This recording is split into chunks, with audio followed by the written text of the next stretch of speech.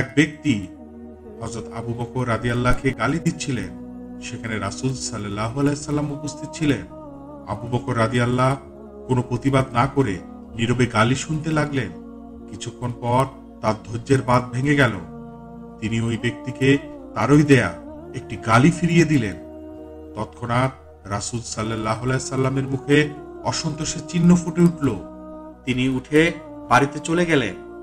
আবু বকর রাদিয়াল্লাহ ঘাবড়ে গেলেন।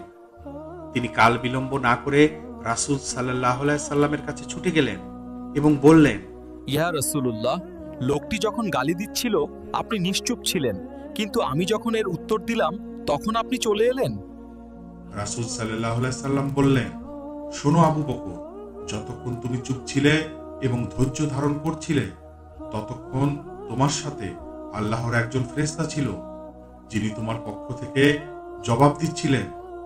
কিন্তু যখন তুমি নিজেই জবাব দিতে শুরু করলে তখন ওই ফেরেশতা চলে গেলেন এবং মাঝখানে এক শয়তান এসে গেল। সে তোমাদের উভয়ের মধ্যে গোলযোগ তীব্র করতে চাইছিল।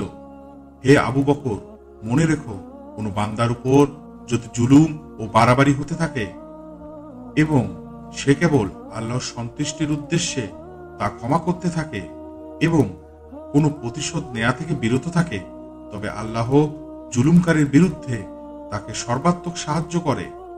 হযরত আবু বকর অনুতপ্ত হলেন যে ধৈর্যহারা হয়ে তিনি আল্লাহর ফেরেশতার সাহায্য থেকে বঞ্চিত হয়ে গেলেন।